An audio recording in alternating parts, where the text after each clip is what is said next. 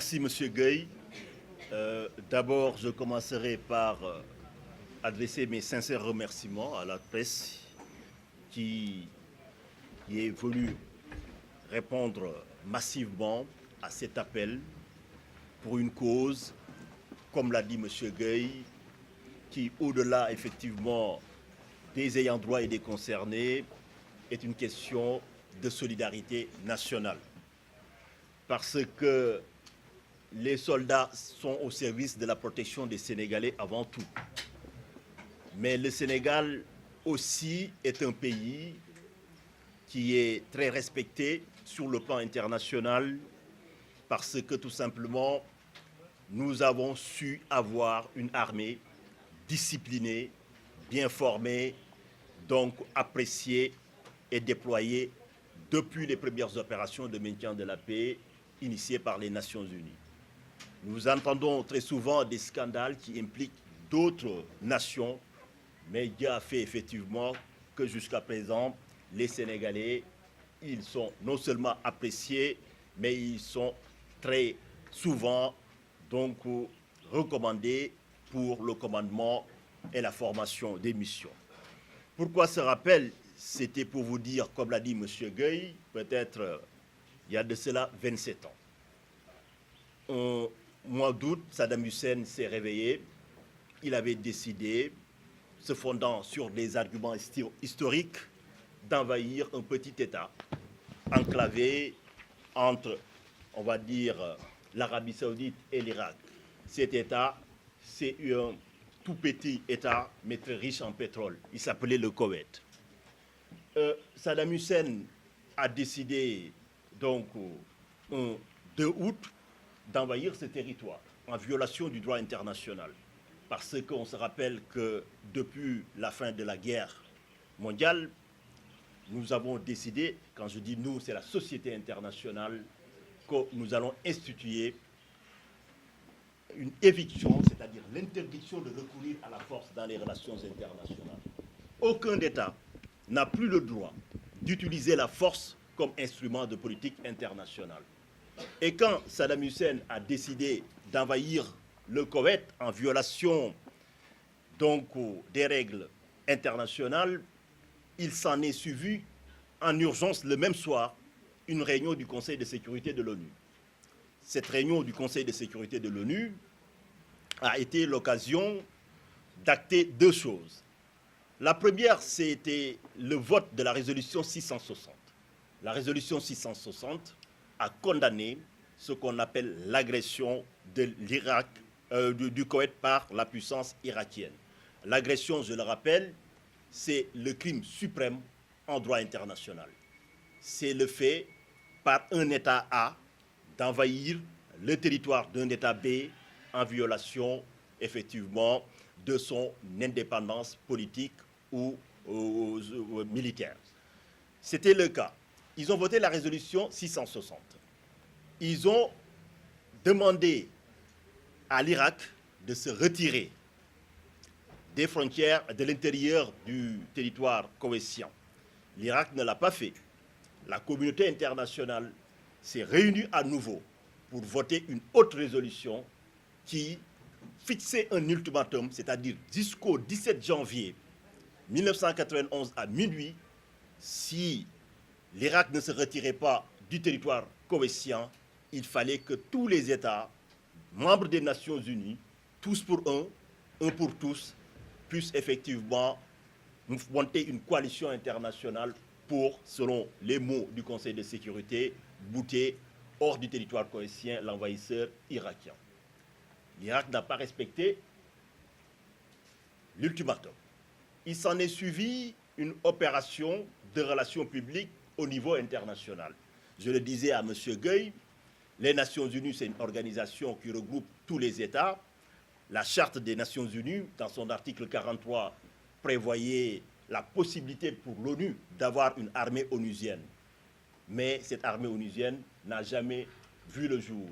Donc quand l'ONU vote des résolutions, il va aller demander aux membres des Nations Unies de mettre à disposition des contingents qui seront sous le commandement onusien, mais un commandement mixte, un état-major de circonstances ad hoc est monté, et sur la base de cela, bien sûr, parmi les objectifs de guerre, ils vont coordonner. C'est comme ça qu'à la requête, à la demande effectivement de l'Arabie Saoudite, il l'a dit tout à l'heure, que le Sénégal avait à l'époque décidé d'envoyer un contingent militaire fort de près de 500 personnes. 495 exactement. Alors, pourquoi je rappelle cela? C'était pour montrer que dans cette affaire, ce n'est pas seulement une affaire qui met en cause les militaires sénégalais et l'État sénégalais. Mais il y a une autre partie, c'est l'Arabie Saoudite. On est dans le cadre de ce qu'on appelle l'intervention sollicitée en droit international. C'est lorsque un État A demande à un État B de venir agir pour peut-être des objectifs militaires. Le Sénégal avait accepté. Donc il s'est formé entre les deux une sorte de contrat au niveau international qui faisait naître des droits et des obligations, à la fois vis-à-vis des États, mais aussi pour les individus qui allaient être déployés sur le terrain parce qu'il y a un lien juridique qui est né entre l'Arabie Saoudite et les soldats. Mais vu aussi que ces soldats agissaient conformément à la résolution 660 des Nations Unies, les Nations Unies donc avaient l'auspice, on va dire l'initiative de l'intervention. Donc dans un deuxième axe, on a vu effectivement qu'il y avait aussi un lien juridique qui naissait de facto effectivement entre les soldats sénégalais et l'Organisation des Nations Unies qui, indépendamment des États qu'ils composent, a une personnalité juridique propre, donc est titulaire de droits et d'obligations et peut même se voir et s'est vu condamné bien sûr devant des juridictions internationales. Troisième acteur maintenant, donc vu que on a tous les acteurs, on a l'Arabie Saoudite, on a le Sénégal, on a les Nations Unies. Ce qui veut dire que chacun de ces acteurs est en quelque sorte débiteur d'obligations vis-à-vis des Yambars et de leurs familles aujourd'hui pour ceux qui ont disparu. Je ne reviendrai pas sur les détails. Il vous a livré la genèse du processus, c'est-à-dire ce qui s'est passé. L'accident d'avion qui a eu lieu alors qu'ils avaient fini leur mission, c'est-à-dire les 6 mois de déploiement qui ont duré de septembre 90 à mars 91 et qu'ils sont au nombre de 93 qui ont perdu la vie et qui, ayant perdu la vie, devaient voir leurs ayants droit, les veuves et les orphelins, réhabilités dans leurs droits conformément aux règles ordinaires. Je ne parle même pas international, mais du droit sénégalais. Ce qui ne s'est jamais fait, on reviendra sur les raisons. Deuxièmement, c'est que les Nations Unies sont conscients. Il vous l'a dit, c'était un précédent. Il vous a parlé de la fameuse résolution 1483. La particularité, j'ai l'habitude d'enseigner cette résolution à mes étudiants à l'université, mes étudiants de relations internationales, c'est quelque chose d'inédit, de jamais vu en droit international. C'est comme une sorte de traité de capitulation. Parce qu'on se rappelle que le 17, quand la coalition internationale est entrée en action, après quelques jours de campagne, l'armée Saddam Hussein, qui était à l'époque réputée la 3e armée du monde, en quelques semaines a été mise en déroute par des systèmes de bombardement de missiles téléguidés. Ce qui veut dire que cette résolution, comme l'Irak était défaite, les puissances alliées étaient en situation de force. Ils ont quand même pu dicter leurs conditions à Saddam Hussein en lui disant que on vous laisse au pouvoir, mais voilà l'alternative. Vous devez indemniser, réparer toutes les conséquences dommageables de vos actes illicites parce que vous avez vous-même pris l'initiative de mener l'action la plus criminelle sur le plan international, c'est d'envahir un État indépendant et souverain en violation du droit international. Ce que Saddam Hussein n'avait pas autre possibilité, soit c'était ça, ou sinon la coalition continuait son rouleau compresseur et quelques jours après, ils allaient atteindre Bagdad et aller l'enlever du pouvoir. Donc il a accepté. Il vous l'a dit, c'est la résolution, on l'appelle dans le langage courant, pétrole contre nourriture, mais l'essentiel, c'est qu'il institue un système d'indemnisation. C'était pour la première fois qu'on voyait, non seulement on indemnisait les gens, mais il fallait que l'Irak même puisse indemniser les conséquences dommageables causées à l'environnement parce que Saddam Hussein, au Koweït, avait mené ce qu'on appelait la politique de la terre brûlée. C'est-à-dire ils allumaient des puits de pétrole pour créer une sorte d'atmosphère de brouillard qui rendait les bombardements et les objectifs inatteignables d'une certaine manière. Donc, ils l'ont fait. Il vous a parlé effectivement des montants. Cette résolution a permis à la communauté internationale de collecter 500 milliards CFA provenant de la vente du pétrole irakien. C'est-à-dire, les Nations Unies ont créé une commission d'indemnisation en disant que chaque jour, parmi vos produits du pétrole, les revenus qui proviennent du pétrole plutôt, nous allons prélever tel montant pour indemniser tous les gens. C'est-à-dire, même les balles qu'on a tirées, vous allez devoir les payer. Les dégâts au niveau de l'environnement, il fallait quand même dépolluer donc des nappes, tout ça, vous allez le payer. Y compris, bien sûr, comme il vous l'a dit, la France, les 19 000 soldats, le coût financier, dans un premier temps, quand il y a une opération de maintien de la paix qui doit être décidée dans l'urgence, c'est le contribuable qui paye. Mais il n'est pas normal qu'on laisse Saddam Hussein, le criminel, partir entre guillemets comme ça. Je veux dire, quand je parle criminel, je ne parle pas, mais je parle de l'agression armée, le fait d'envahir le territoire d'un État. Ce qui veut dire que tout était calculé dans ce mécanisme, y compris les soldats. Et sur la base de cela, 500 milliards CFA provenant de la vente du pétrole ont été collectés. 650 millions de dollars, selon le cours du dollar de l'époque, c'est-à-dire il y a 27 ans, ont permis effectivement à dédommager les victimes collatéraux sur le plan civil, agricole et environnemental, directement ou via leurs avocats.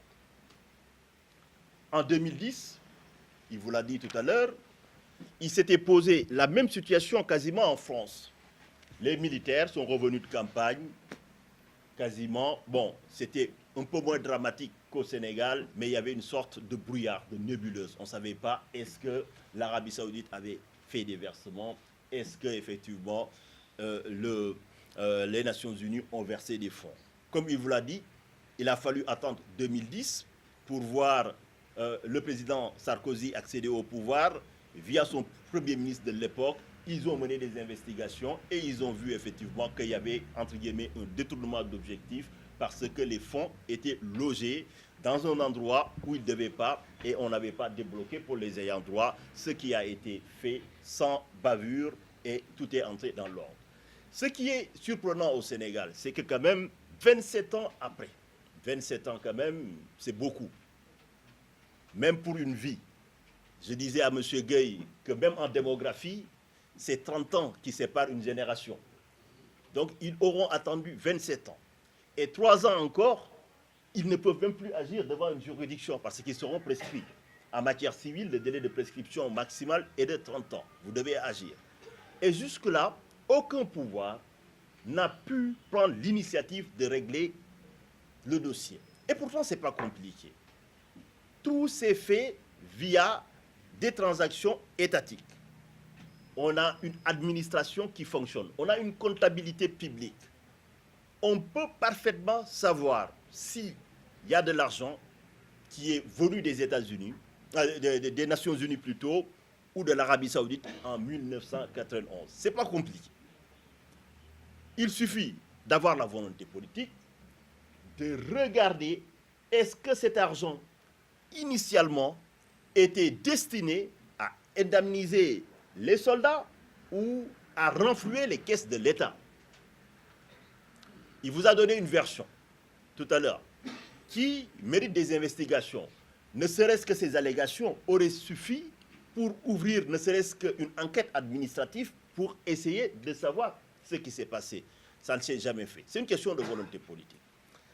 Deuxième aspect, c'est qu'au niveau de l'Arabie Saoudite, aussi il y a eu des versions. Eux, ils ont confirmé qu'ils ont versé plus que les 1 million.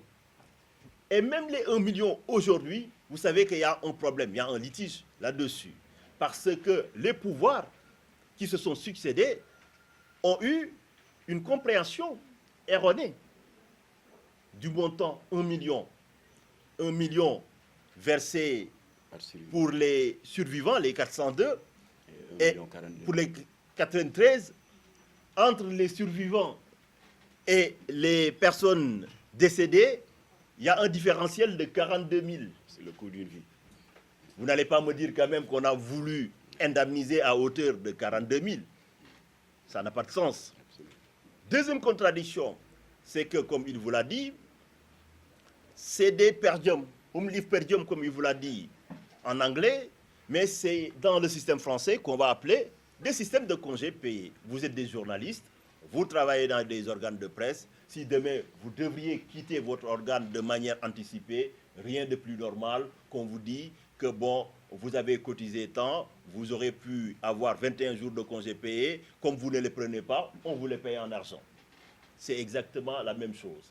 Parce que, en l'espèce, il vous l'a dit, quand les soldats étaient déployés donc, en Arabie Saoudite, donc d'une certaine manière, l'Arabie Saoudite abritait la base et avait un peu l'initiative de l'encadrement militaire sur certaines choses, sous le commandement américain, bien entendu.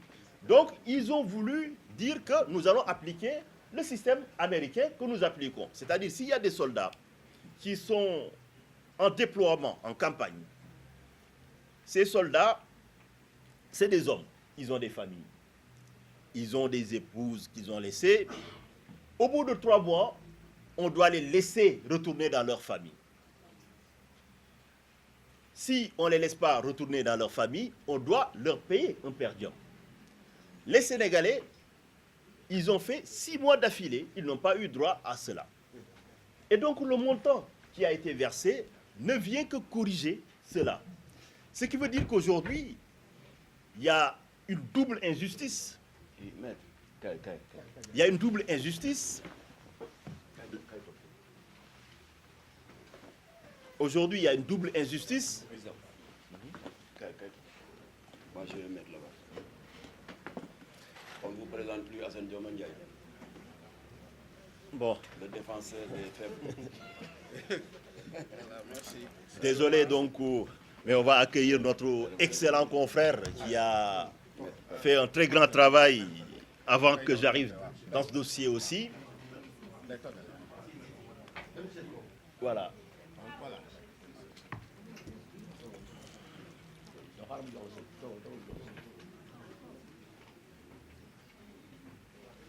Ça va, ça.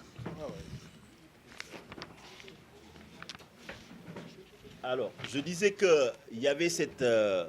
donc, vous l'aurez compris tous, que les 1 million ou les 1 million 42 qui ont été versés n'ont rien à voir avec l'indemnité de guerre qui est distincte de l'indemnité de congé de paye. Primo. Secondo, c'est que les 1 million ne sauraient être assimilés en aucune manière. Même 1 million monté de 42 000 CFA ne saurait être posé. Sa famille avait attaqué les Nations Unies. Et s'était posé la question de savoir, est-ce que des agents qui agissent au nom des Nations Unies, s'il leur arrive un drame, est-ce qu'on peut tenir les Nations Unies pour responsables et comme un employeur est tenu de réparer les conséquences dommageables qui peuvent résulter d'un accident de travail ou de quelqu'un qui... Donc la réponse était positive. C'était l'avis effectivement sur la personnalité juridique. Ils ont consacré, pour la première fois, c'est la Cour internationale de justice de La Haye, ils ont consacré la personnalité juridique de l'Organisation des Nations Unies en disant que, comme toute personne, il a des droits, il a des obligations. Et effectivement, lorsqu'il y a des faits dommageables, il est tenu de réparer. Par rapport au dossier, on nous dit que les Nations Unies ont versé. Nous allons poursuivre les investigations pour savoir effectivement est-ce qu'ils ont versé, combien ils ont versé, où, quand et comment. Ça, c'est le premier point. Le deuxième point, c'est que c'est avant tout des militaires sénégalais qui étaient déployés en théâtre d'opération. Le lien juridique est évident. Donc l'État du Sénégal qui a pris l'ultime responsabilité politique, déployer des hommes, parce que c'est des militaires, oui, mais ce n'est pas parce qu'ils sont sous les drapeaux qu'ils sont sans droit. Quand on parle des droits de l'homme, c'est les droits de tout homme, que vous soyez militaire ou civil. Et ça s'applique en toutes circonstances et en tout lieu, que ce soit en Arabie Saoudite, en Afrique ou en Asie. Donc nous y reviendrons. Dernier point, bien sûr, c'est aussi par rapport à l'Arabie Saoudite. L'Arabie Saoudite aussi, à ma meilleure connaissance, d'après les informations dont nous disposons aujourd'hui, disent qu'ils ont fait le nécessaire. Nous allons aussi mener les investigations pour situer les responsabilités, pour savoir effectivement si l'Arabie Saoudite a effectivement versé des montants, quels étaient les chapitres visés. Est-ce que ces chapitres ont été exécutés conformément à nos règles de finance et de comptabilité publique? Pour toutes ces raisons, donc, comme je disais tout à l'heure, nous nous donnons un délai de 30 jours pour agir. Pour agir, saisir directement le secrétaire général de l'ONU. Agir aussi devant les juridictions internationales pour faire condamner l'État du Sénégal au besoin en cas de résistance abusive, parce que 27 ans, au-delà même de l'indemnisation qui est réclamée, le préjudice engendré est incommensurable. Nous allons entreprendre. Mais d'ici là, nous allons tenter une dernière tentative, permettez-moi de me répéter. Nous allons saisir le président de la République, qui est le chef suprême des armées, qui aussi a le pouvoir, en vertu de notre Constitution, d'engager les troupes à l'étranger, y compris dans des théâtres de guerre, après approbation de l'Assemblée nationale. Pour lui dire la chose très suivante. Il ne faut pas qu'on nous dise que ce n'était pas nous, c'était Abdou Diouf et c'était Medoun, peu importe que ce soit Medoun Fall ou Augustin Thune. L'État demeure, les hommes passent, l'État demeure. C'est la continuité de l'État. Aujourd'hui, c'est eux qui incarnent l'État. Ils doivent agir conformément à leur serment. C'est de regarder et de continuer à exécuter les obligations de l'État. Aujourd'hui, le président de la République a la possibilité de régler ce dossier. Il a tout à fait la possibilité. Les Djambars, leurs ayants droit, ils ne demandent pas qu'on leur verse des montants qui ne sont pas dus. Ils ne demandent que leurs droits. Rien que leurs droits, mais tous leurs droits. Le président a la possibilité, c'est quoi? Nous allons le saisir pour lui demander de bien vouloir instituer une commission pour régler cette question et traiter les demandes d'indemnisation. Nous allons préconiser, comme on l'avait fait avec le collectif des victimes, et ça avait marché à l'époque. On a eu une commission pour indemniser les victimes des violences électorales en 2012. Et l'État. Une commission tripartite où il y aura le collectif des Djambars, il y aura des ONG de la société civile qui vont surveiller, et il y aura effectivement l'État qui pourra être, comme c'était dans le collectif des victimes des violences électorales, avec le mécanisme qu'avec mon confrère Hassan, on avait proposé à l'État qu'il avait approuvé. L'État pourra envoyer 1 ou 2 représentants. Il pourra nous envoyer son agent judiciaire, quelqu'un du ministère des Finances. La mission que nous allons préconiser, c'est que l'État du Sénégal puisse ordonner pour la manifestation de la vérité, la déclassification de ces versements. Tout ce qui était relatif, de près ou de loin, à la comptabilité publique, d'une certaine manière. Qu'ils nous sortent les documents, qu'on laisse la commission. Je suis convaincu qu'au nom de la légalité et de la sincérité, s'ils n'ont pas droit à quelque chose, ils ne le demanderont pas. Les ONG seront là pour surveiller. Il pourra nous envoyer son agent judiciaire de l'État et il y aura aussi effectivement les avocats qui vont veiller aux droits des victimes. Si l'État manifeste cette volonté politique, nous allons l'appuyer et nous allons lui faciliter le traitement de ce dossier. Et j'en suis persuadé qu'au terme de cela, c'est l'État sénégalais qui en sera grandi, parce que nous tous, on est des Sénégalais. Ceux qui détiennent les rênes de l'État ne sont pas plus patriotes que nous, mais aujourd'hui, c'est une injustice qu'on ne peut pas laisser passer. Et comme le disait M. Gueye tout à l'heure, c'est un dangereux précédent qui serait même de nature à démoraliser nos troupes, parce que tout simplement, ce précédent ne rassure ni les familles, ni les personnes qui risquent d'être déployées dans les théâtres d'opération.